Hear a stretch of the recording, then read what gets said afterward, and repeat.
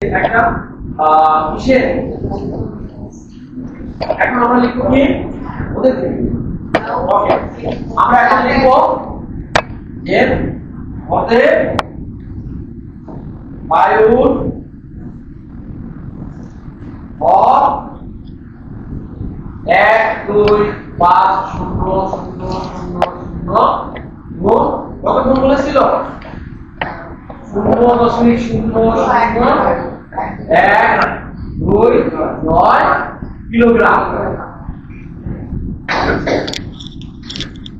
আচ্ছা এখন এই জায়গায় গুণ করতে হবে আর দশমিকের পরে কয়টা ঘর আছে 5 ঘর 5 ঘর মানে নিয়ে আসবে আগে গুণ করো গুণ করলে কত হয় 116 আবার বলো 12.5 কিলোগ্রাম যেটা একদম বলেছে আমরা প্রত্যেকে বুঝেছি কোনো প্রশ্ন থাকলে অবশ্যই বলবেন তাহলে আমাদের উত্তর সবসময় উত্তর আলাদা করে লিখবেন কষ্ট হলো পরীক্ষার খাতায় উত্তর বায়ুর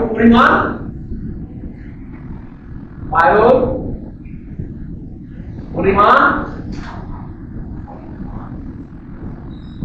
ষোলো 1 2 5 কিলোগ্রাম। ওকে আচ্ছা এখন আমরা 3 এ আসবো 3টা মনে রাখবো আমি একটা বাদ করতে চেয়েছিলাম আমি এখন মুছে দিলে ওকে প্রথমে মুছে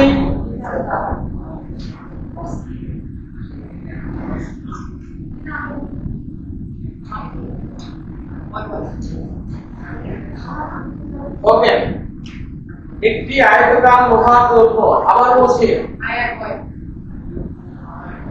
আমরা প্রশ্নটা দুই থেকে তিনবার করব প্রশ্ন পড়ার সময় যেন অবহেলা না প্রশ্ন পড়ার সময় যদি অবহেলা করি সামান্য ভুল হলে 10 নম্বর চলে গেল 5 নম্বর চলে গেল প্রশ্নটা সতর্কতার সাথে করতে হবে একটি আয়তকার লোহার টুকরার দৈর্ঘ্য 8.8 সেন্টিমিটার প্রস্থ 6 সেন্টিমিটার উচ্চতা 2.5 সেন্টিমিটার লোহার টুকরাটিকে 15 সেন্টিমিটার দৈর্ঘ্য 6.5 সেন্টিমিটার প্রস্থ ও 4 সেন্টিমিটার উচ্চতার আয়তাকার পাত্রে রেখে পানি দ্বারা পূর্ণ করা হলো লোহা পানির তুলনায় 7.5 গুণ ভারী লোহা পানির চেয়ে ভারী এখানে যে প্রশ্নটা আসছে আমরা একটা আয়তাকার প্রশ্ন আঁকবো আমাদের হৃদয় মাইন্ড একটু ভালো আঁকতে পারে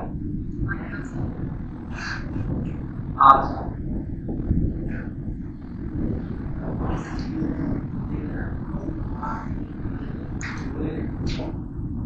আমরা এই পর্যন্ত রাখলাম এখন এর ভিতরে বললাম পানি এই পর্যন্ত পূর্ণ আছে আমরা একটাকে দেখাই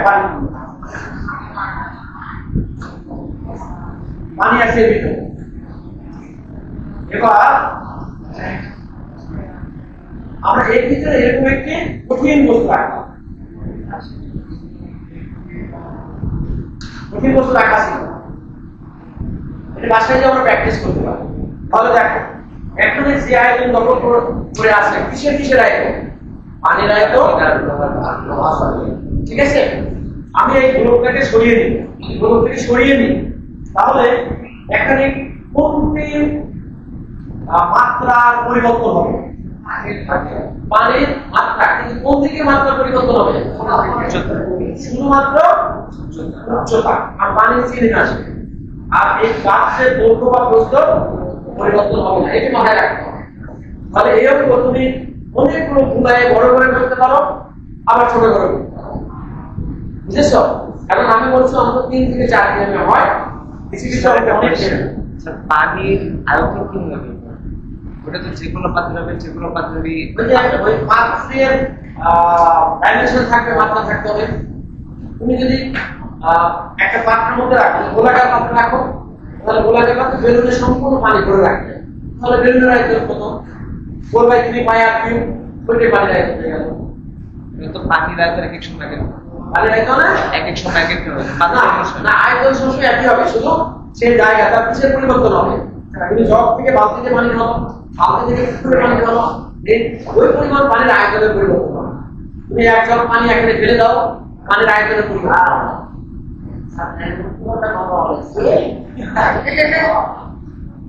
তাহলে পানির আয়তনের পরিবর্তন হবে না, শুধু কোন একটা মাত্রা পরিবর্তন।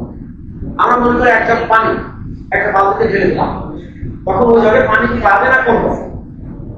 উপরের ক্ষেত্রফলটা বড় হয়ে যাবে, তখন উচ্চতা কমে যাবে, পানি একই আয়তন একই থাকবে। বুঝছি? পানির আয়তন সর্বদা একই থাকবে, যে পাত্রে দেওয়া হবে সেই পাত্রের আয়তন ডবল করবে, আকার ডবল করবে, পূর্ণ না সে আকার। সেজন্য পানির নির্দিষ্ট আয়তন আছে, তরল পদার্থের নির্দিষ্ট আয়তন আছে কিন্তু আকার নেই। বুঝেছি? তরল পদার্থের নির্দিষ্ট আয়তন আছে কিন্তু আকার নেই, আর গ্যাসীয় পদার্থের নির্দিষ্ট আয়তন আকার নেই। যে পাত্রে রাখবে সেই পাত্রের আয়তন ডবল করবে। ছোট পাত্র একটা ছোট পাত্র, বড় পাত্র একটা বড় পাত্র। এখানে আবার আরেকটা কারণ আসবে, চাপটা কেমন আছে, চাপের উপর নির্ভর করে। যদি একই চাপ রাখো তখন পাত্রটা কেমন আছে তার উপর নির্ভর করে। আচ্ছা আমরা এখন এই নিয়ে আসি, একটি আয়তকার লোহার টুকরা, এখানে পানির পাত্রের আয়তন নির্ণয় করো। তাহলে আমাদের সবাই পাবো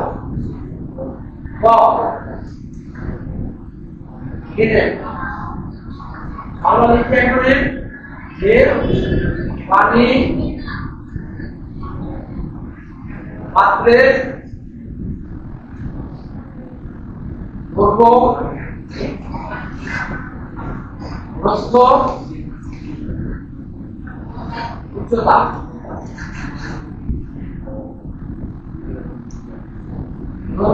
আমরা পানির পাত্র বলেছি, পানির পাত্র আয়তন, এটা ভালোভাবে লক্ষ্য করবে। তাহলে পানির পাত্র একটি আয়তকার লোহার টুকরা আগে